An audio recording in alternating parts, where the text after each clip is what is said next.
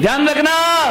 और 18 करोड़ घोड़े, चलो घोड़ा भी बहुत बड़ी बात हो गई मेरे भाई। बारामती वालों जरा इतना बताओ, तुम्हारे घर में एक आध गधा तो होगा? गधा भी नहीं है, ना तुम्हारे घर में हाथी है, ना तुम्हारे घर में घोड़ा है, ना तुम्हारे घर में गधा, एक आध गधा। इधर मत देखो, महिलाएं इतनी होशियार है, गधे का नाम आती बोली इधर देख लो। विचार करिए, 84 लाख हाथी, 18 करोड़ घोड़े, तुम्हारे घर में एक गधा भी नहीं है मेरे भाई। गधा रखने की हैसियत नहीं है तुम्हारी, और अकड़ इतनी है कि शायद चक्रवर्ती के बाप से भी ज्यादा अपने आप को समझ। क्या औकात है चक्रवर्ती के? चपरासी की भी हैसियत अपनी। मालूम है चक्रवर्ती भरत के घर में 365 रसोई है। खाना बनाने वाले कितने थे? 365। तुम्हारे घर में काम वाली कितनी है? एक है, वो भी इसकी 2 महीने से तनख्वाह नहीं दी, वो भागने के चक्कर में। ध्यान रखिए, विचार करिए, 365 रसोई है। वो कहते हैं कि चक्रवर्ती अपनी जिंदगी में एक बार जिस थाली में भोजन कर ले, दोबारा वो थाली उसकी टेबल पर नहीं आती है। ध्यान रखना, सोने चांदी के बर्तनों में भोजन करने वाला चक्रवर्ती मान्यवर कुछ नहीं है अपने पास।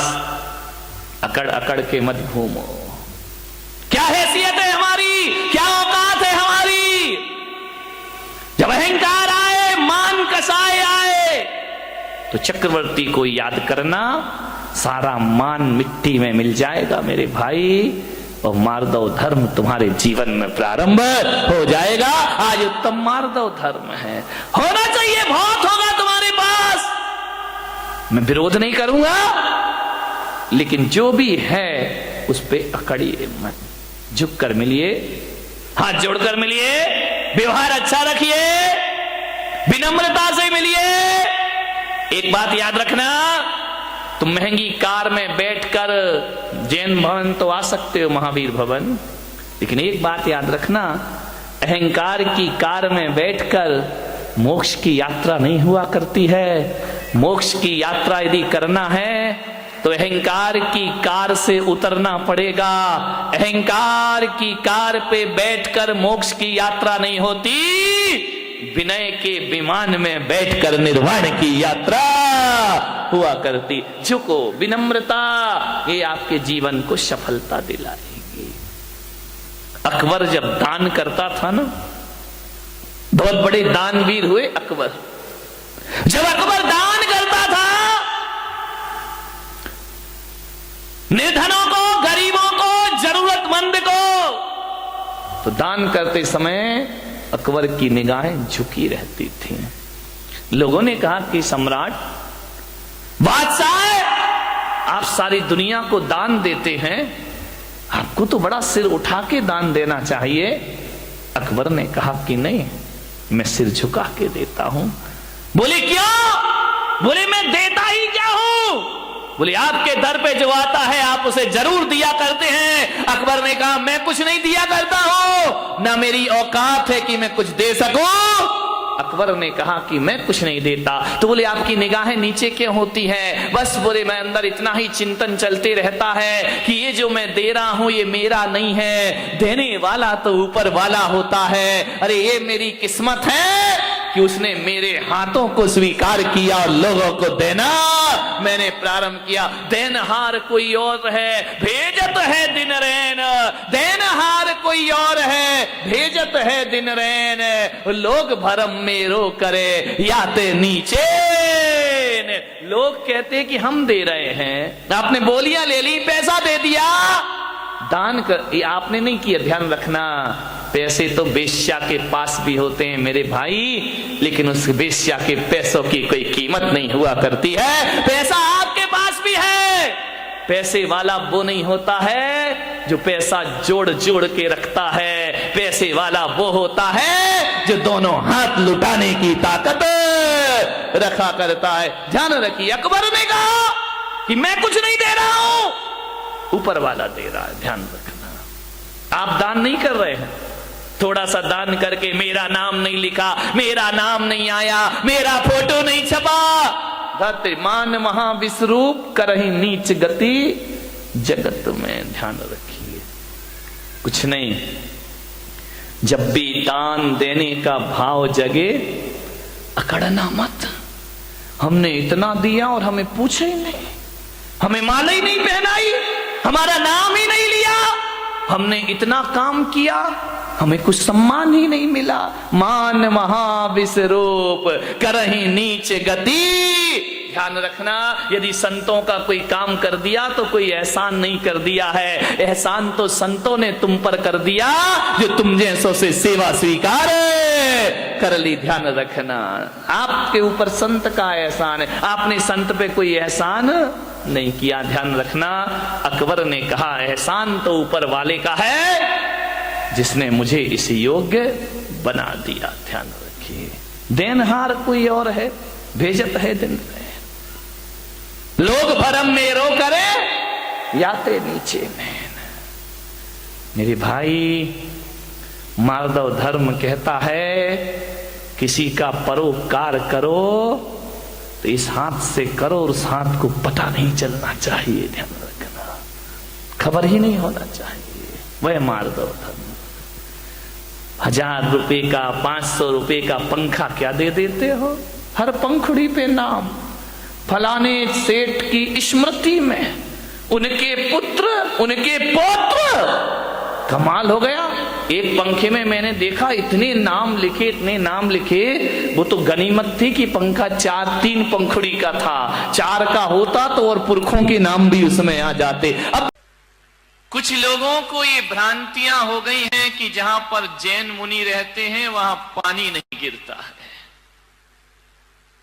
मैं उनसे कहता हूं यदि आंखें हो तो देखें इंदौर में क्या हो रहा है, पानी ही पानी हो रहा है।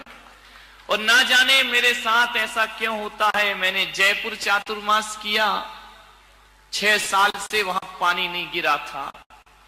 और जिस दिन हमारे कलश की स्थापना हुई वहां झमाझम बरसात हो जाया करती है।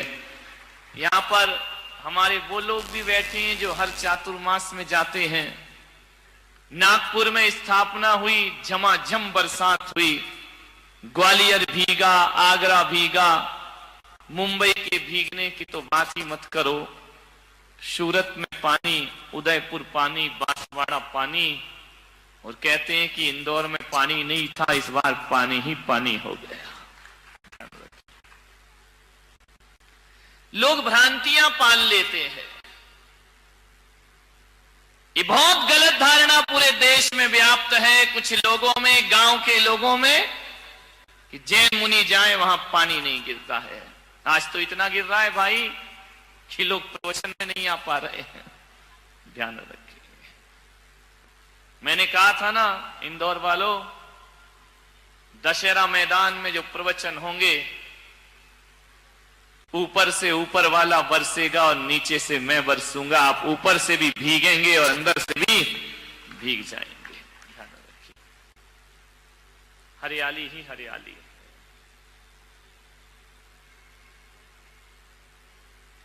लेकिन पानी भी तो देखो कैसा है। अभी तक के प्रवचनों में दिन भर पानी गिरा, लेकिन प्रवचन के समय नहीं गिरा। आज भगवान ने कहा कि चलो यार, प्रवचन में भी थोड़ा बरसा देना चाहिए, नहीं तो प्रवचन की बात ही गिरा है पानी। कोई बात नहीं, भीगते रहो।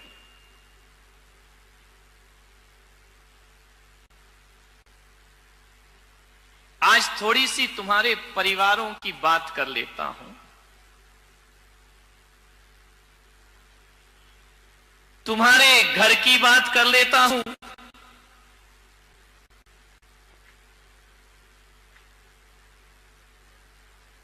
परिवार को चलाना है, परिवार को जीना है, परिवार को मजबूत बनाना है। प्रत्येक सदस्य का यह कर्तव्य होता है कि वह यह संकल्प कर ले कि किसी भी परिस्थिति आ जाए हम अपने परिवार को कभी टूटने नहीं देंगे। ध्यान रखना, पहले के लोग ये सोचा करते थे कि हमारा परिवार कैसे एकजुट रहे, कैसे बंधा रहे, और आज के सोचते हैं ये परिवार कैसे टूट जाए। ध्यान रखना, एक रखो परिवार। परिवार को जोड़ने के लिए 3 बातें आप याद रखिए। ये 3 बातें नहीं, ये 3 रत्न हैं। ये 3 बातें नहीं हैं, ये तीनों लोक की संपदा है। इन्हें केवल 3 बातें समझ के मत छोड़ देना, ये तुम्हारी 3 पीढ़ियों को सुधार देंगे। ध्यान रखना, 3 बातें आपको याद रखना है, और उन 3 बातों से तुम्हारा परिवार चलता है, तुम्हारा घर चलता है, तुम्हारा व्यवहार चलता है, तुम्हारा जीवन चलता है। मात्र 3 बातें याद रखो। 3 का बड़ा महत्व है मेरे भाई। यदि स्टेशन पर तीसरी घंटी बज जाए तो ट्रेन आ जाती है। ट्रेन का जो लोग इंतजार करते हैं, पहली घंटी, दूसरी घंटी, तीसरी बजी की ट्रेन आ गई।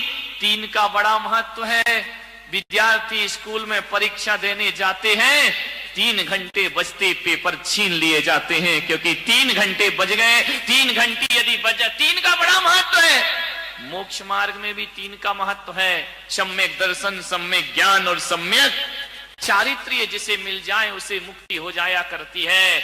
और तुम्हारे रसोई घर में जाके देखो तो प्रेशर कुकर की 3 सीटी बज जाए तो भोजन पक जाया करता है, फिर और 4थी सीटी का इंतजार नहीं हुआ करता है। और जिंदगी को देखो तो बचपन, जवानी और बुढ़ापा, यहां भी 3 है। और 3 ही रोग लगे हैं। महावीर कहते हैं तुम्हारी जीवन में जन्म, जरा और मृत्यु। पूजा में पहले यही सोच के तो जल चढ़ाते हो ना कि जन्म का नाश हो जाए, जरा का नाश हो जाए और मृत्यु का ना। और जिस दुनिया में तुम रहते हो उसमें भी 3 लोक हैं, ऊर्ध्वलोक, मध्यलोक और पाताल लोक। एक पाताल लोक है, एक नरक लोक है, मनुष्य लोक है और स्वर्ग लोक। ये 3 ध्यान रखना, 3 हर जगह महत्वपूर्ण होते हैं। वैदिक परंपरा कहती है ब्रह्मा, विष्णु, महेश 3, और जैन परंपरा कहती है कि जासो पूजो परम पद देव शास्त्र गुरु 3। 3 का ही महत्व, जहां जाओ वहां 3 है।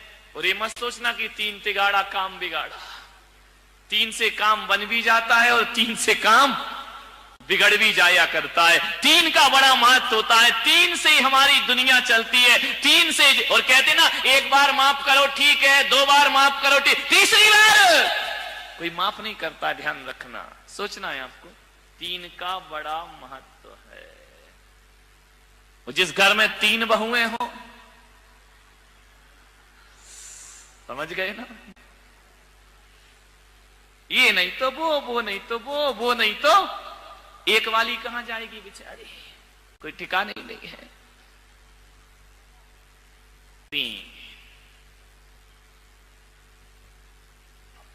3 बातें याद रखिए परिवार को संगठित करने के लिए। 3 बातें यदि स्मरण में रहे, उन्हें केवल बात समझ के मत छोड़ना। 3 बातें। अदालत में जज साहब कितने हथौड़े मारते जब माहौल बिगड़ने, 1 2 3। ध्यान रखना, 3 के बाद फिर कुछ नहीं।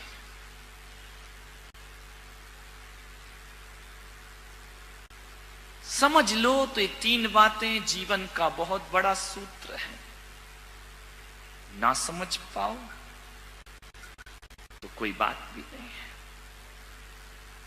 3 नदियां बड़ी प्रसिद्ध हैं, गंगा, जमुना, सरस्वती। संगम हो जाता जहां तीनों मिल जाए, प्रयागराज बन जाता है, तीर्थ स्थान बन जाया करता है। इसलिए 3 ही दे रहा हूं, उसे चाहे गंगा समझो, चाहे जमुना समझो, तुम्हारी मर्जी है। सरस्वती समझो, तुम्हारी मर्जी है। अरे सम्यक दर्शन समझो तो तुम्हारी मर्जी है। सम्यक ज्ञान, सम्यक चारित्र समझो तो तुम्हारी मर्जी है। और जीवन में 3 का ही महत्व होता है। एक माँ का महत्व होता है, एक महात्मा का महत्व होता है। ध्यान रखिए, मैं पुलक सागर कहता हूं, यदि तुम मुझे सच्चा गुरु मानते हो तो पेन बना के मुझे जेब में मत डालो मेरे भाई। ध्यान रखना, अपनी जेब में बंद करने के लिए गुरु बनाया है क्या? मैंने कहा एक बात ध्यान रख, अरे दीवारों पे तस्वीर लगाए वो सच्चा भक्त नहीं होता, दिलों में तस्वीर बसा ले वो सच्चा भक्त हुआ करता है, जो दिलों में बसा के रखता है, ध्यान रखें, धड़कनों में बसा के रखता है। इनमें क्या होगा, फोटो पेन में कुछ नहीं होता है, सब बेकार की चीज। मानिए, मान महा विश्वरूप करहि नीच गति जगत में। अहंकार से बचो। अहंकार बड़ा मीठा है। एक शराब वो होती है जो मुंह से पी जाती है, और एक शराब वो होती है जो कान से पी जाती है। ध्यान रखना, मुंह से पी शराब तो चढ़ के रात सुबह उतर जाती है, लेकिन जो शराब कानों से पी जाती है उसका नशा जिंदगी भर भी उतरने वाला नहीं है। कान से प्रशंसा, अहंकार, प्रशंसा ऐसी शराब है जो कानों से पी जाती है। ध्यान रखना, ज्यादा प्रशंसा के भूखे मत बनो कि मुझे प्रशंसा नहीं मिली, मुझे प्रशंसा नहीं मिली। अरे गुलाब को कोई गुलाब ना कहे तो क्या उसकी खुशबू में कोई फर्क पड़ा करता है? ध्यान रखिए, जरूरी थोड़ी है कि गुलाब को गुलाब कहो तभी वो महकेगा, जरूरी थोड़ी है हीरा को हीरा कहो तभी उसकी चमक दिखाई देगी। अरे गुलाब को गुलाब ना कहो तो भी महकता है, और हीरे को हीरा ना कहो तो भी हीरा चमकता है। ध्यान रहे, किस प्रशंसा की बात करते हैं? प्रशंसा का भूखा आदमी, प्रशंसा के दो शब्द, सबसे ज्यादा प्रशंसा की भूखी ये महिलाएं, नहीं यहां वाली नहीं, बंबई वाली, तुम्हारी तो मैं आगे जाके करूंगा। इतनी भूखी, चार शब्द अच्छे बोल दो, 1000 काम करा लो इनसे। ध्यान रखिए, प्रशंसा के भूखे मत बनो। ध्यान रखना, बड़े बड़ाई ना करें, बड़े ना बोलें बोल, और हीरा मुख से ना कहे कि लाख हमारा मोल। अपनी कीमत हीरा थोड़ी बताता है, पब्लिक बताती है कि हीरे की कीमत क्या हुआ करती। खुद की प्रशंसा खुद ही करते रहो, करते रहो, करते रहो। मान महा विश्वरूप करहि नीच गति जगत में। खुद की प्रशंसा में। एक बार क्या हुआ, यमराज धरती पर आए और यमराज ने कहा अपने यमदूतों से कि जाओ, उस मूर्तिकार का समय हो गया, उसे लेकर के आइए। यमदूत आए, मूर्तिकार बड़ा होशियार था, बड़ा बुद्धिमान था, ऐसी मूर्तियां बनाता था, ऐसी मूर्ति कि मूर्ति को देख के आप कह नहीं सकते थे कि असली है या नकली है। एक बार उस मूर्तिकार ने सोचा कि यार दुनिया से मुझे भी जाना पड़ेगा, एक दिन नंबर आएगा। किसी वकील ने सलाह दे दी कि एक काम कर, तुझे यदि यमराज यमदूत लेने आए तो थोड़ा सा धोखा दे देना मौत को धोखा। बोले हाँ। तो मालूम है मूर्तिकार ने क्या किया? वकील की सलाह पर अपने जैसे 7 पुतले बना लिए, और एक दिन जब यमदूत लेने आए तो 8वीं जगह खुद जाके खड़ा हो गया। यमदूत ने देखा कि यार इसमें कौन है मूर्तिकार, ये 8 के 8 तो एक से लग रहे हैं, एक सी डिजाइन, एक सा कलर, एक सा रंग, एक सा रूप। यमदूत ने थोड़ी देर देखा, लौट गए। मूर्तिकार बड़ा खुश हुआ कि यार आज मैंने यमदूत को धोखा। जैसे ही यमदूत यमलोक वापस लौटे, यमराज ने कहा क्यों रे खाली हाथ आया? बोलिए तू मेरा धंधा बिगाड़ दिया, जो भी जाता है खाली हाथ लौट के। बोले यमराज बहुत दिक्कत हो गई। यमदूतों ने कहा, यमराज ने कहा क्या दिक्कत हो गई? अरे बोले किसको लेके आए, किसका नंबर है? अरे बोले तुम्हें अकल नहीं है? सबके नंबर फिक्स हैं, जिसका है उसे उठा लाओ। अरे बोले ब्रह्मा जी ने थोड़ा गड़बड़ कर दिया। बोले क्या गड़बड़ कर दिया? बोले एक सी डाई के लोग बना दिए, एक सा चेहरा, एक सा रंग, एक सा रूप। अब बताओ कौन मूर्तिकार को लेकर आओ? वहां तो 8 खड़े हुए हैं। यमराज ने कहा कुछ भी हो जाए, ब्रह्मा जी कभी गलती नहीं किया करते हैं, कोई ना कोई कमी जरूर रखा करते हैं। अरे बोले महाराज वहां कोई कमी नहीं है, 8 के 8 बिल्कुल एक से दिखाई दे रहे हैं। हमने 1 घंटा देखा लेकिन समझ नहीं पाए कि असली मूर्तिकार किसका नंबर है, किसे लाए? यमराज ने कहा इधर आओ, इधर आओ, इधर आओ, एक मंत्र देता हूं। बोले मंत्र? बोले हाँ, एक मंत्र देता हूं, उन आठों के सामने एक मंत्र पढ़ना, जो असली होगा बाहर निकल आएगा, ज्यादा समय नहीं लगेगा। इंसान कितनी भी चालाकी कर ले, हमसे ज्यादा चालाक नहीं। यमदूत फिर आए, मूर्तिकार को पता चला कि फिर कोई लेने आ रहा है, फिर जाके मूर्ति के बाजू में